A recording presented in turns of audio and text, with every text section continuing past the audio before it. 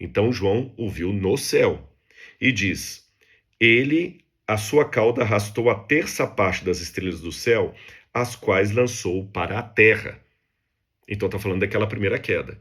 Novamente, ele caiu no passado, mas por alguma razão voltou a frequentar as cortes celestiais, pelo menos de maneira limitada, mas estava lá, estava no céu.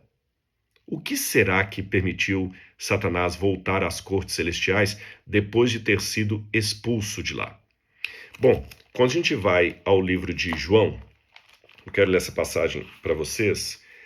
Livro de João, capítulo 12, versículo 31, quando Jesus fala da sua morte na cruz do Calvário, da morte em prol da humanidade, Jesus diz assim: chegou o momento de este mundo ser julgado, e agora o seu príncipe será expulso.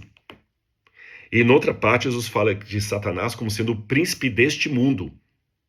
Olha que interessante. Então tem algumas informações bíblicas importantes aqui. Satanás tinha o título de príncipe desse mundo? Quem deu esse título para ele? Quando a terra foi criada, de acordo com Gênesis, Deus criou a terra com o jardim do Éden, com todas as suas maravilhas, para o benefício de Adão e Eva. Adão e Eva teriam o senhorio do planeta. Adão e Eva seriam o príncipe e a princesa desse mundo.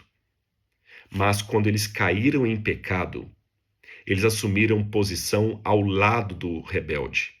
Eles entregaram para Satanás o senhorio do planeta Terra. Graças ao pecado de Adão e Eva, o diabo se tornou o príncipe desse mundo. E provavelmente por isso, ele teve acesso ao céu, porque ele estaria representando o planeta no lugar de Adão. Ele estaria ali. Você sabe que no mundo do direito há algumas coisas que não são morais, porém são legais. O sujeito foi lá, ludibriou o outro, pegou a assinatura dele, a procuração, conseguiu tudo. O juiz olha e fala assim: olha, não é moral o que ele fez com você, mas legalmente agora a propriedade é dele, porque você acabou assinando o documento, passou para ele, paciência. Então o diabo fez isso com Adão e Eva. Mas a morte de Jesus na cruz do Calvário fez com que o planeta fosse resgatado. É por isso que agora o príncipe desse mundo seria expulso. Expulso de onde? Apocalipse capítulo 12 dá a resposta. Eu vou ler para vocês agora. Depois que descreve o dragão, o Apocalipse capítulo 12 fala de um filho que nasce da mulher, e todos os comentaristas entendem que esse filho é o Messias. A criança nasce, ela é arrebatada para o céu.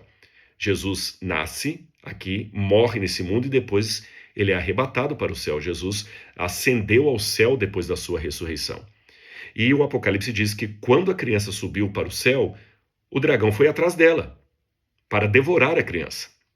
Só que quando ele chegou no céu, por quem que ele foi recebido? Por uma milícia celestial. E diz assim, olha, capítulo 12, verso 7 de Apocalipse: então estourou a guerra no céu. Miguel e seus anjos lutaram contra o dragão.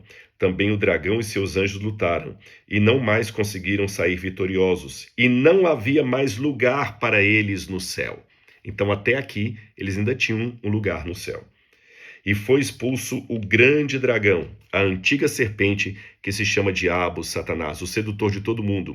Ele foi atirado para a terra, e com ele os seus anjos. Ele foi atirado para a terra.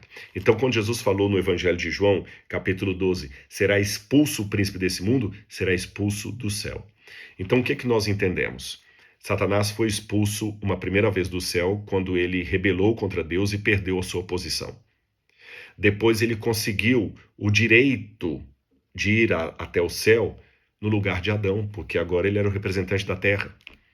Mas quando Cristo morre na cruz do Calvário e depois de ressurreto ascende ao céu, o diabo, é definitivamente expulso de lá.